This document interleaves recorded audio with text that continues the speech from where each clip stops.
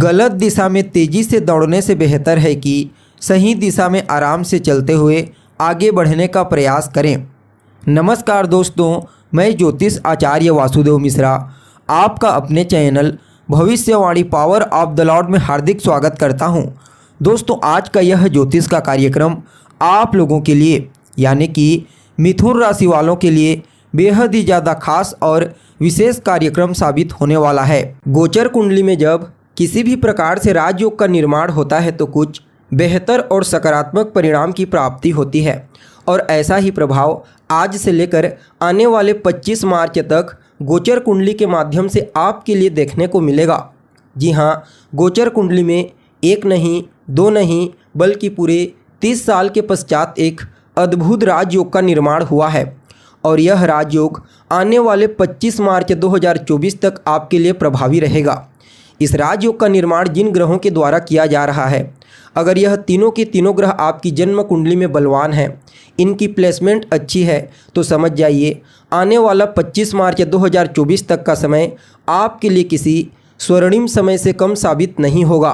भले ही यह राजयोग ज़्यादा दिनों के लिए ना बन रहा हो, लेकिन फिर भी 30 से 35 दिनों में ही इस राजयोग के अद्भुत प्रभाव से आपका पूरा का पूरा जीवन बदल जाएगा। आप कह सकते हैं कि यह राजयोग आपके जीवन में कुछ बड़ा बदलाव करने के लिए आया है, क्योंकि जिन 3 ग्रहों के द्वारा इस राजयोग का निर्माण किया जा रहा है, यह तीनों के तीनों ग्रह अगर किसी की कुंडली में बलवान हो जाते हैं तो फिर अन्य ग्रह थोड़े कमज़ोर भी हो जाए तो कोई फर्क नहीं पड़ता, क्योंकि ये तीनों के तीनों ग्रह जातक को उसके जीवन काल में सब कुछ प्रदान कर देते हैं। इसलिए जब भी इन तीनों ग्रहों का किसी भी प्रकार से कॉम्बिनेशन होता है तो यह अपना सर्वश्रेष्ठ और सकारात्मक परिणाम देने के लिए बाध्य हो जाते हैं।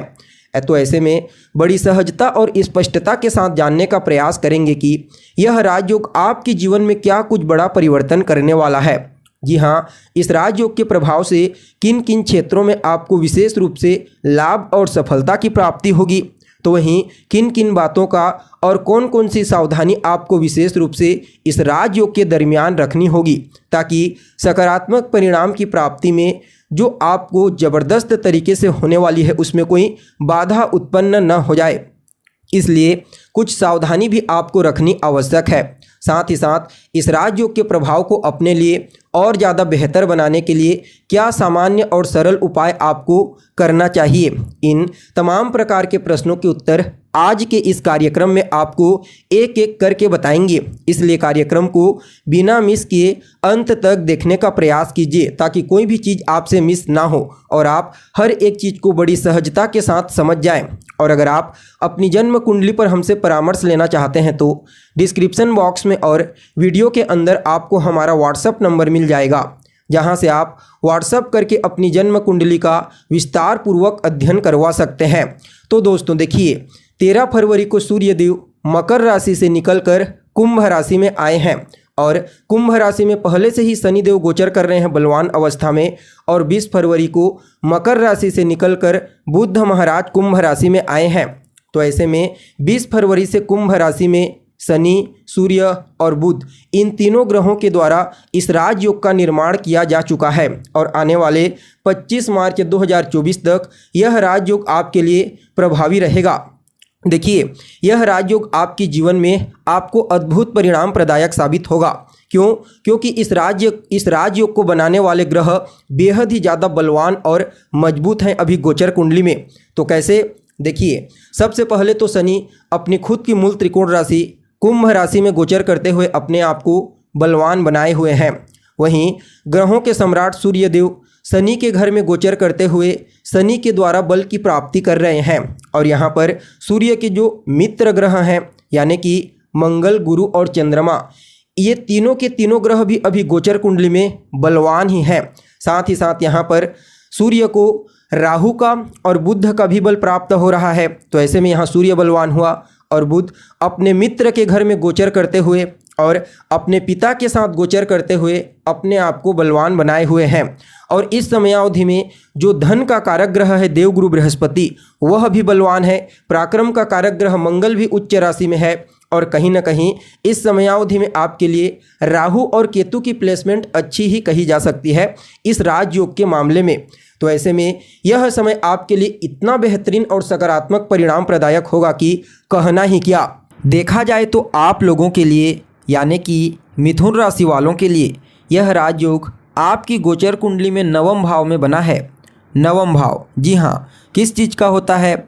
वैसे तो मूल रूप से देखा जाए तो यह आपके धर्म और भाग्य का भाव होता है, लेकिन यह आपके भाग्य और धर्म का प्रतिनिधित्व करता भाव होने के साथ साथ आपकी दयालुता, आपकी धार्मिकता, आपकी आध्यात्मिकता, आपकी ऊंचाई, आपकी निर्मलता, कहीं न कहीं गुरु कृपा, कहीं न कहीं ईश्वरीय कृपा और कहीं न कहीं यह आपकी पुण्यों को बताने वाला स्थान होता है। और सूर्य और बुध ये दोनों आपके लिए यानी कि मिथुन राशि वालों के लिए अलग अलग प्रकार से कंट्रोलर के रूप में कार्य करते हैं। वैसे तो नैसर्गिक रूप से सूर्यदेव आपकी सफलता, आपके मान सम्मान, आपकी प्रसिद्धि और कहीं न कहीं सॉल्यूशन के कारक ग्रह होते हैं, जबकि राजकुमार बुध आपकी चतुराई, आपकी बुद्धिमत्ता, आपकी वाणी और कहीं न कहीं आपकी जो विश्वसनीयता है उसका प्रतिनिधित्व करता ग्रह होते हैं नैसर्गिक रूप से। लेकिन यहाँ पर आपके लिए अलग अलग प्रकार से कंट्रोलर के रूप में कार्य करते हैं। राजकुमार बुध आपके व्यक्तित्व, आपकी प्रतिभा, आपके सोचने समझने की शक्ति और सूर्य महाराज जो होते हैं वह आपके पराक्रम यानी कि आपकी हिम्मत, आपके कम्युनिकेशन स्किल्स, इन चीज़ों का प्रतिनिधित्व करता ग्रह होते हैं। और इन दोनों ग्रहों का आपके लिए यानी कि मिथुन राशि वालों के लिए नवम भाव में, भाग्य भाव में, भाग्य के स्वामी शनिदेव के साथ मिलकर राजयोग का निर्माण करना यह अपने आप में ही अद्भुत कहा जा सकता है। जी हाँ, सबसे पहले तो ये तीनों ग्रह मिल करके आपको भाग्य के दृष्टिकोण से, जी हाँ, भाग्य के दृष्टिकोण से विशेष सफलता प्रदायक साबित होंगे। इस समयावधि में आपका भाग्य आपका विशेष रूप से सहायक साबित होगा आपके लिए, यानी कि आप 2 कदम आगे बढ़ेंगे तो भाग्य आपको 4 कदम आगे बढ़ा करके सफलता प्रदान कर देगा। यह समय भाग्य की प्रबलता के साथ आपके जीवन में बड़ा परिवर्तन करने के लिए बेस्ट कहा जा सकता है। यानी कि आप समझ सकते हैं इस समयावधि में आपको हर चीज़ों को बैलेंस करने का मौका मिलेगा। यानी कि अगर कार्य क्षेत्र में कोई गड़बड़ी हो गई थी तो उस गड़बड़ी को सुधारने का मौका मिलेगा। अगर रिश्तों में कहीं कोई तनाव उत्पन्न हो गई थी तो फिर से रिश्ते को मधुर बनाने का मौका मिलेगा। और कहीं ना कहीं फिर से आपके मान सम्मान, आपकी प्रसिद्धि और आपकी ख्याति, इन चीज़ों में धीरे धीरे करके आपके व्यक्तित्व, आपकी वाणी के प्रभाव से वृद्धि होती हुई देखी जाएगी। कहीं ना कहीं यह समय आपके लिए विशेष रूप से सहयोगी साबित होगा, क्योंकि भाग्य का लाभ देखने को मिलेगा।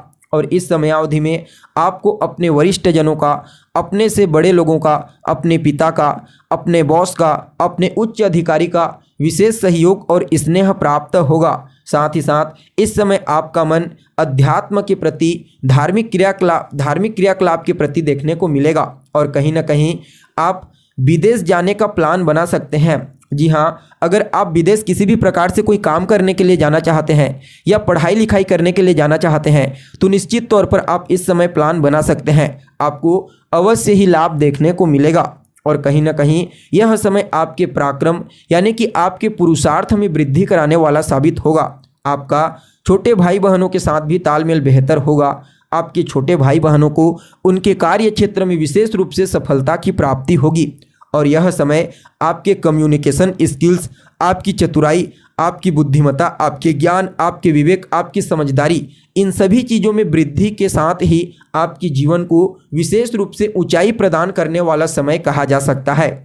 और देखा जाए तो यह समय उन लोगों के लिए भी अत्यंत ही श्रेष्ठ रहेगा जो मीडिया के क्षेत्र में, डिजिटल दुनिया के क्षेत्र में एक्टिव हैं। उन्हें भी विशेष रूप से सफलता की प्राप्ति होगी। और कहीं ना कहीं जो जातक लंबे समय से गवर्नमेंट जॉब के लिए प्रयत्नशील हैं उन लोगों को भी इस राजयोग के प्रभाव से जो पूरे 30 साल के पश्चात बना है अवश्य ही कोई गुड न्यूज़ की प्राप्ति होगी। यानी कि सरकारी कार्यों से संबंधित विशेष लाभ आपको प्राप्त होगा। चाहे आप गवर्नमेंट जॉब के लिए तैयारी कर रहे हैं या फिर पहले से गवर्नमेंट जॉब करते हैं या फिर सरकार के साथ जुड़ करके कोई कार्य करते हैं ठेकेदारी वगैरह का, तो वहाँ पर भी आपको विशेष रूप से इस राजयोग के प्रभाव से लाभ देखने को मिलेगा। कुल मिलाकर के देखा जाए तो आप सभी मिथुन राशि वालों के लिए यह राजयोग जो पूरे 30 साल के पश्चात बना है आपके जीवन में बड़ा परिवर्तन करने के लिए बना है। जी हाँ, इसका विशेष रूप से लाभ उठाइए। इस समय को और ज़्यादा अनुकूल बनाने के लिए रोजाना सूर्य देव को अर्घ्य प्रदान कीजिए। अर्घ्य देने वाले जल में एक लाल रंग का पुष्प मिला करके उन्हें अर्घ्य प्रदान करें। साथ ही साथ रोजाना आदित्य हृदय स्तोत्र और दशरथ कृत शनि स्तोत्र का पाठ कीजिए। इससे आपको काफ़ी बेहतरीन परिणाम की प्राप्ति होगी। तो दोस्तों, हमें उम्मीद है जानकारी आपको पसंद आई होगी। फिर मिलेंगे एक नए और ताज़ा एपिसोड में। तब तक के लिए आप हमें इजाज़त दीजिए। नमस्कार।